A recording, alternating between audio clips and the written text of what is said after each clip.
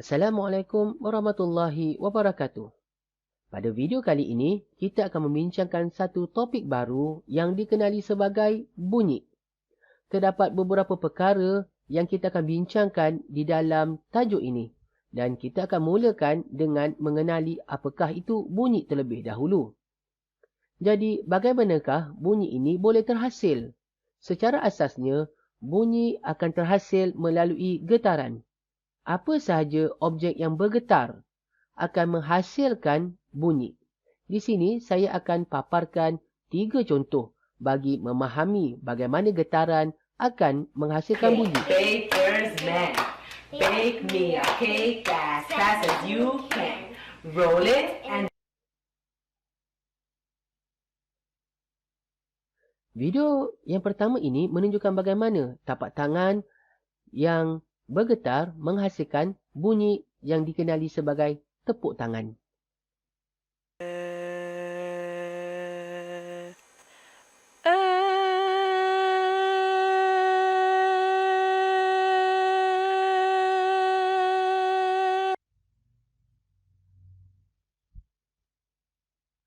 Video yang kedua ini adalah video peti suara manusia dan kita dapat lihat bahagian peti suara manusia bergetar ketika manusia bercakap ataupun menyanyi.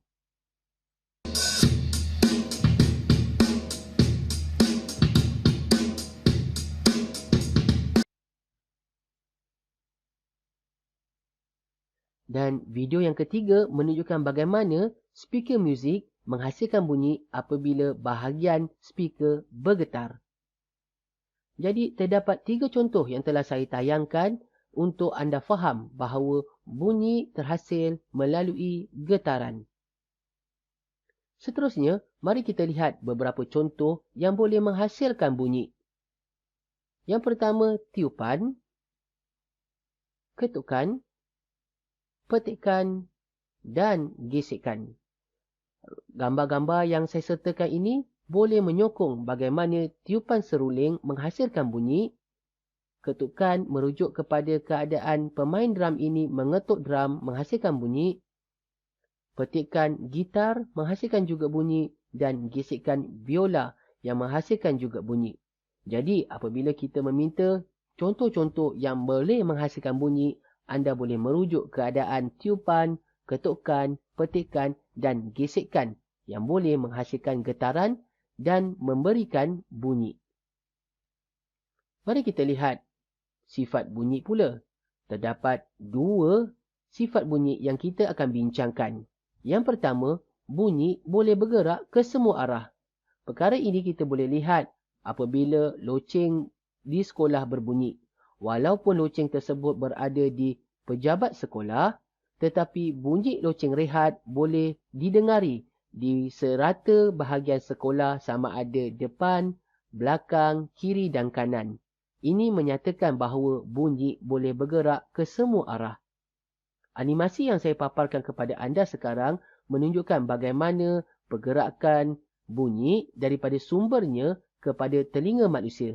Jadi, di mana ada getaran bunyi, manusia akan dengari daripada semua arah.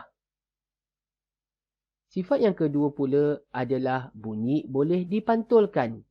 Daripada keadaan ini, anda harus memahami bahawa apabila hendak memantulkan bunyi, perlu 2 keadaan, iaitu dinding yang keras dan permukaan yang kasar. Animasi yang saya paparkan ini menunjukkan bagaimana keadaan bunyi dipantulkan di dinding. Dinding merujuk kepada objek yang keras dan kasar. Dan terdapat beberapa fenomena pantulan bunyi yang boleh kita fahami. Yang pertama, dikenali sebagai gema di dalam gua. Keadaan gema ini berlaku apabila bunyi dipantulkan di antara dinding-dinding yang keras dan kasar. Animasi yang saya paparkan di sini menunjukkan bagaimana bunyi dipantulkan melalui 2 dinding gua ini. Keadaan kedua pula dikenali sebagai radar sonar. Sonar ini merujuk kepada alat yang biasa digunakan oleh nelayan untuk mengesan objek ataupun ikan di dalam air. Animasi yang saya paparkan ini menunjukkan bagaimana bunyi yang dihasilkan daripada kapal dipantulkan oleh ikan dan kapal akan dapat mengenali di manakah kedudukan ikan secara tepat. Jadi dengan cara ini, nelayan dapat mencari ikan dengan lebih cepat dan lebih banyak ikan boleh ditangkap. Kegunaan ketiga kepada keadaan pantulan bunyi pula dikenali sebagai ultrasonik. Ultrasonik ini ialah bunyi yang tidak didengari oleh manusia, tetapi boleh dihasilkan oleh beberapa jenis haiwan. Haiwan yang menghasilkan ultrasonik ini seperti kelawar, ikan paus dan ikan lumba-lumba. Tujuan mereka menghasilkan ultrasonik ini adalah untuk mengesan kedudukan musuh. Cara mereka gunakan ultrasonik ini juga hampir sama dengan cara penggunaan sonar. Bunyi yang mereka hasilkan akan dipantulkan semula oleh mangsanya. Jadi, haiwan-haiwan seperti kelawar dan ikan lumba-lumba boleh mengenal pasti kedudukan musuh ataupun kedudukan mangsanya. Jadi, bagi menutup perbincangan topik ini, terdapat 3 perkara yang saya harus tekankan sebagai kesimpulan. Yang pertamanya, bunyi terhasil apabila objek bergetar. Objek bunyi juga boleh bergerak ke semua arah dan bunyi boleh dipantulkan. Di bahagian bunyi boleh dipantulkan ini, terdapat 3 contoh yang telah saya bincangkan bersama anda, iaitu gema, sonar dan ultrasonik. Jadi, kita akan sambung pelajaran kita tentang pencemaran bunyi di video yang akan datang. Cukup sehingga kali ini dan moga input dan pengetahuan yang kita bincangkan hari ini dapat memberi manfaat kepada anda. Sekian, Assalamualaikum.